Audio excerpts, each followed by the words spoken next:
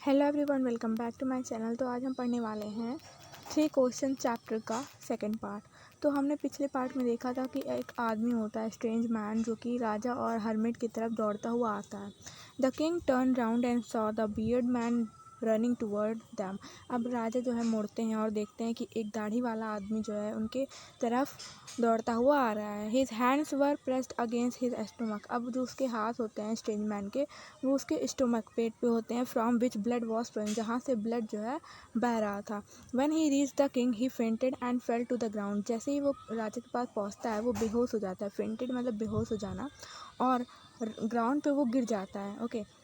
The king and the hermit remove the man's cloth and found a large wound in his stomach.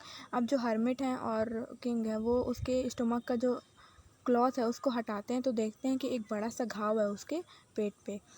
The king washed and covered it with his handkerchief, but the blood would not stop flowing. लेकिन अब क्या होता है, यहाँ पे जो राजा है उसके घाव को धुलते हैं और उसको अपने रुमाल से कवर करते हैं, लेकिन जो ब्लड है वो बहना बंद नहीं होता। The king redressed the wound until at last the bleeding stop. अब जो राजा है वो फिर से उसकी ड्रेसिंग करते हैं, फिर से मलहम पट्टी करते हैं। रीड्रेस मतलब फिर से ड्रेसिंग करना। और तब क्या होता है, फिर लास्ट में उसकी जो ब्लीडिंग है वो स्टॉप हो जाती है। The man felt better and asked for something to drink. अब जो इंसान था वो अच्छा महसूस कर रहा था और वो राजा से कुछ पानी पीने को मांगता है। The king brought fresh water and gave it to him. अब जो राजा हैं वो फ्रेश वाटर, ताज़ा पानी लाते हैं और दे देते हैं उस स्ट्रेंज इंसान को। By this time the sun had set and the air was cool. अब इस समय क्या था कि जो सूरज था वो ढलने वाला था और जो एयर था बिल्कुल कूल था, ठंडा था। The king with the hermit help carried the wounded man into the hut and led him on the bed. अब जो राजा है वो हर्मिट के हेल्प से जो स्ट्रेंज मैन है उसको हर्मिट के हट मतलब झोपड़ी में जाते हैं, बेड पे सुला देते हैं। The king with the okay the man closed his eyes and ले क्वाइट। अब जो आदमी है वो अपनी आंखें बंद कर लेता है और आराम से लेट जाता है। The king tired by his walk and the work he had done. अब जो राजा होते हैं वो अपने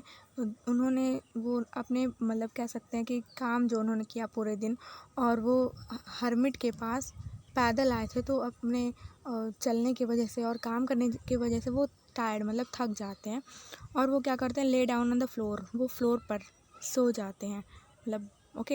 and slept through the night, लेट जाते हैं और वहीं पे उनको नींद आ जाती है और पूरी रात वो वहीं सो जाते हैं। When he awoke it was several minutes before he could remember where he was और who the strange beard man lying on the bed was. अब वो जब जागते हैं तो ये कुछ मिनट ऐसा होता है जब वो सब कुछ भूल जाते हैं, मतलब कि उन्हें ये नहीं रिमेंबर रहता, याद नहीं रहता कि वो हैं कौन और ये स्ट्रेंज बियर्ड मैन कौन है जो कि बेड पे सोया हुआ है। Forgive me said the beard man in a week voice. अब जो बियर्ड मैन है वो क्या कहता है कि मुझे माफ़ कर दीजिए, बहुत ही वीक वॉइस मतलब बहुत ही कमज़ोर आवाज़ में बोलता है। When he Shaw that the king was awake, जब वो देखता है कि राजा जाग चुके हैं तो ये बोलता है, I do not know you and have nothing to forgive you for. अब यहाँ पे जो राजा है वो क्या कह रहे हैं कि मैं तुम्हें नहीं जानता, और अगर मैं तुम्हें जानता नहीं हूँ तो इसमें तुम्हारी कोई गलती नहीं है कि जिसके लिए मैं तुम्हें माफ़ कर सकूँ। You do not no me but I know you, मतलब कि वो कहते हैं कि आप मुझे नहीं जानते लेकिन मैं आपको जानता हूँ। स्ट्रेंज मैन बोलता है, I am that enemy of yours who sure revenge on you. Okay, मैं वो आपका दुश्मन हूँ जिसने शपथ लिया है। ओके, स्वेर का मतलब होता है शपथ लेना, रिवेंज मतलब बदला। ओके, बदला लेने का मैंने शपथ लिया है, क्योंकि because you put my brother to death and seized my property, क्योंकि आपने मेरे ब्रदर को ओके उसके डेथ का ऑर्डर दिया था, ठीक, और मेरी जो प्रॉपर्टी थी उसको भी सीज कर लिया, मतलब फोर्सली ले लिया था प्रॉपर्टी को, मतलब बलपूर्वक ले लिया था। I knew you had gone alone to see that hermit and I made up my mind to kill you on your way home. अब मैं जानता था कि आप अकेले हर्मिट से मिलने जाओगे और इसलिए मैंने अपना माइंड मेकअप कर लिया था कि मैं आपको रास्ते में ही, मतलब जब आप वापस जाने लगोगे तो मैं आपका डेथ कर दूँगा। But the day pass and you did not return, लेकिन जो दिन था वो बीत गया और आप नहीं गए। So I left my hiding place and I came upon your bodyguard, और इसलिए मैं अपने जहाँ मैं छुपा हुआ था उस जगह से निकल कर मैं आपके बॉडीगार्ड्स के पास गया, बॉडीगार्ड अंगरक्षक जो थे राजा के।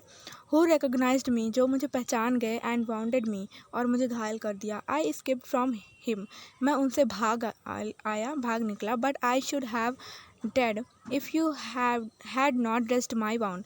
ओके, लेकिन मैं मर जाता अगर आप मेरे इन घावों पर मलहम पट्टी नहीं करते। I wish to kill you, मैं आपको मारने की इच्छा से आया था। And you have saved my life, लेकिन आपने मेरी लाइफ बचा ली, मुझे बचा लिया। नाउ इफ़ आई लिव, अब इसलिए अगर मैं ज़िंदा हूँ, ठीक है, अगर मैं जीवित रहूँगा, I will serve you as your most faithful servant, तो मैं आपका मोस्ट फेथफुल मतलब जिस पे आप बहुत ज़्यादा ट्रस्ट कर सकोगे, ऐसा सर्वेंट, ऐसा एक सेवक बन के रहना चाहूँगा। एंड विल ऑर्डर माई सन, और मैं अपने बेटों से भी यही सेम काम करने को कहूँगा। फॉरगिव मी, मुझे माफ़ कर दीजिए। The king was very happy, जो राजा थे बहुत खुश थे। To have made peace with his enemy so easily, मतलब अपने शत्रु के साथ इतने आसानी से जो है शांति बनाकर वो बहुत ही ज़्यादा खुश थे। And to have won him over as a friend, और उसे अपना मित्र बनाकर भी बहुत खुश थे, वो उस पर जीत हासिल कर लिए। Okay, as a friend he not only forgave him, मतलब राजा ने केवल उनको फॉरगिव मतलब माफ़ ही नहीं किया, but said he would send his servants and his own doctor to look after him. अब वो क्या कहा कि मैं अपने नौकरों को भी भेजूंगा और डॉक्टर को भी भेजूंगा कि आपको वो देखें कि आपकी तबीयत अब कैसी है। And he promise to give back the man his property, और उन्होंने प्रॉमिस किया, मतलब कि उनसे कहा कि मैं आपकी जो प्रॉपर्टी है उसको आपको दे दूँगा, उनसे वादा किया कि वो प्रॉपर्टी उनकी दे देंगे। लिविंग द वाउंडेड मैन, अब जो वाउंडेड मैन था उसे छोड़कर जो राजा हैं, the king went out of the hut, उस झोपड़ी के बाहर जाते हैं। And looked around for the hermit, और हर्मिट को ढूंढने लगते हैं। Before going away he wished once more to get answer to his question, अब वो घर जाने से पहले वो चाहते थे कि एक बार वो उनसे अपने क्वेश्चन का आंसर ले ले। The hermit was on his knees sowing seeds in the beds that had been dug the day before. Okay, जो हर्मिट था वो क्या कर रहा था, अपने नीज मतलब घुटनों के बल पे बैठा हुआ था, और सीड मतलब बीज को, सोइंग मतलब होता है कि उसको बो रहा था, जो कि डग उसने गड्ढा बनाया था ना उसके पहले दिन वाले, तो आज वो क्या कर रहा था, सीड्स को बो रहा था। The king went up to the hermit, अब जो राजा है वो जाते हैं हर्मिट के पास एंड सेड, और कहते हैं, for the last time I beg you to answer my question wise man, मतलब लास्ट बार मैं आपसे कह रहा हूँ कि मेरे क्वेश्चंस का आंसर दे दीजिए। You have already been answered, said the hermit, still bending down to the ground and looking up at the king as he stood before him. Okay, अब यहाँ पे क्या कह रहा है hermit कि आपको आपके आंसर मिल गए हैं, ठीक है। और जो hermit थे ना वो मतलब बैठे हुए थे और वो राजा की तरफ देखते हैं, क्योंकि राजा तो खड़े थे ना, तो उनकी तरफ देखते हैं जो कि उनके बगल में खड़े थे, और कहते हैं कि आपको आपका आंसर मिल गया है। How have I been answered, what do you mean, मतलब राजा यहाँ कहते हैं कि मुझे कैसे मेरा आंसर मिल गया है, इसका क्या मतलब है। Do you not see, replied the hermit, तो यहाँ पे हर्मिट ने कहा कि आपको अभी भी नहीं पता चला। If you had not pitied my weakness yesterday and had not dug these beds for me you would have gone away. Okay, तो अगर आप, यहाँ पे हर्मिट कह रहे हैं कि अगर आप दया खाकर, ओके, पिटेड मतलब होता है दया दिखाना, तो दया दिखाकर अगर मेरी जो वीकनेस थी कल, ओके, अगर आप मेरी कमज़ोरी पर दया दिखाकर उन गड्ढों को नहीं खोदते, यू वुड हैव गॉन, तो आप अपने घर चले जाते। Then that man would have attacked you, और वो मैन क्या करता, आप पर अटैक करता। And you would have wished you had stayed with me, लेकिन आपने ये इच्छा करी कि आप मेरे साथ रुकेंगे। So the most important time was when you were digging the bed, तो उस समय का जो मोस्ट इम्पॉर्टेंट टाइम था वो ये था कि आप गड्ढों को खोद रहे थे। And I was the most important man, और मैं आपके लिए वो मोस्ट इम्पॉर्टेंट मैन था। Okay, and to do me good was your most important business, और मेरे लिए अच्छा करना मतलब मेरे काम को अच्छे से करना वो आपका सबसे इम्पॉर्टेंट बिजनेस था, काम था। आफ्टरवर्ड, अब बाद में क्या होता है, when the man ran to us, अब जो वो इंसान हमारे तरफ आ रहा था, the most important time was when you were caring for him, जो मोस्ट इम्पॉर्टेंट टाइम था वो क्या था, जब आप उसकी केयर कर रहे थे, उसके घाव पर मलहम लगा रहे थे। Because if you had not dressed his wound, क्योंकि अगर आप उसके घावों पर ड्रेसिंग नहीं करते, he would have died, okay, वो मर जाता, ठीक है। Without having made peace with you, बिना आपसे शांति बनाए, क्योंकि वो आपका एनिमी था। Okay, so he was the most important man. तो इस तरह से वो आपके लिए उस समय मोस्ट इम्पॉर्टेंट मैन था। And what you did for him was your most important business. और आपने जो उसके लिए किया वो आपका सबसे मोस्ट इम्पॉर्टेंट काम था उस समय का। Remember then there is only one time that is the most important and that time is now. मतलब कि हमेशा हमको ये याद रखना चाहिए जो भी हम काम कर रहे हैं, ओके, तो प्रेजेंट में हमारा जो काम होता है वही हमारा सबसे मोस्ट इम्पॉर्टेंट टाइम होता है और वही मोस्ट इम्पॉर्टेंट काम होता है।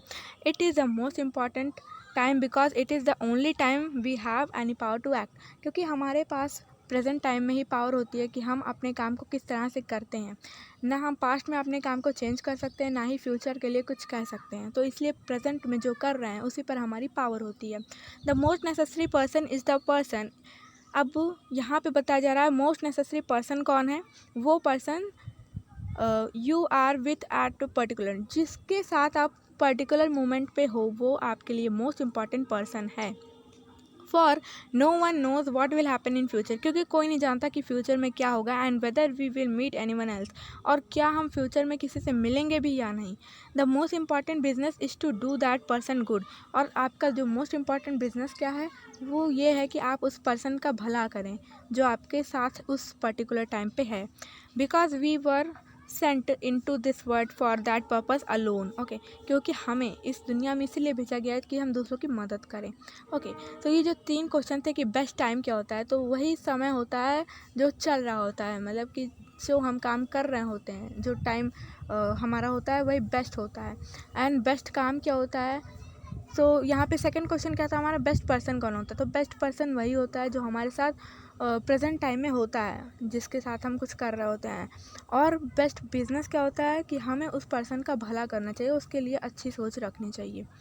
तो ये थे हमारे आज की story written by Leo Tolstoy. Okay, तो अगर आपको वीडियो अच्छी लगी वीडियो को लाइक करिए एंड चैनल को भी सब्सक्राइब कर दीजिए। ऑल्सो अपने फ्रेंड्स के साथ वीडियो को शेयर करिए।